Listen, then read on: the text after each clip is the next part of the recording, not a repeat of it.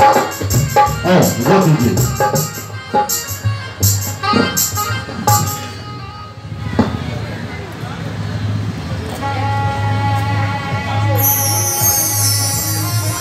Hello hello जी hello.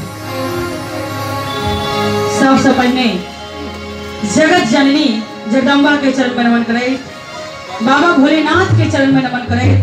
आजुक कार्यक्रम में जिते गोटा तो उपस्थित छी सब गोटे का हम ज्योति प्रिया दुनू हाथ जोड़ के प्रणाम करे छी, हार्दिक अभिनंदन स्वागत करे छी। सबसे पहले जगत जननी जगदम्बा के चरण में बहुत सुंदर रचना मिथिला रत्न से सम्मानित, मिथिला विभूति से सम्मानित श्रीमान राम सेवक ठाकुर जी के सुनावी।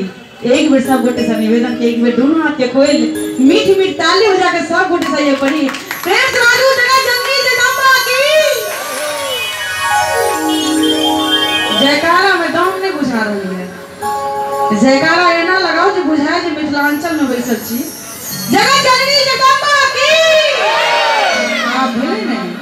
आओ बहुत सुंदर रचना सुनावी।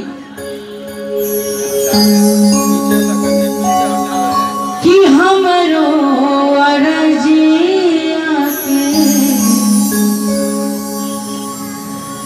सुनियो भवानी, कि हमरो अरजिया के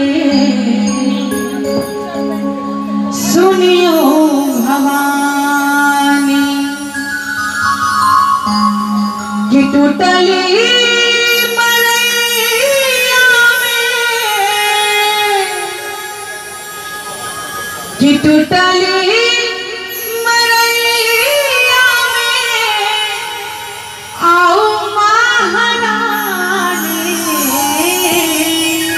और जे हुनका बजावा चाहे छी एक बेर दोनों हाथ ठावी और दोनों हाथ उठा कर करे समर्पित करे, दोनों हाथ जाकर ताली बजावे कहबे हमरो अरजिया के सुनी भवानी, हमरो अरजिया के सुनी भवानी। टूटली झमरिया में, टूटली झमरिया में आओ महारानी, हमरो अरजिया के सुनी भवानी, हमरो अरजिया के सुनी भवानी।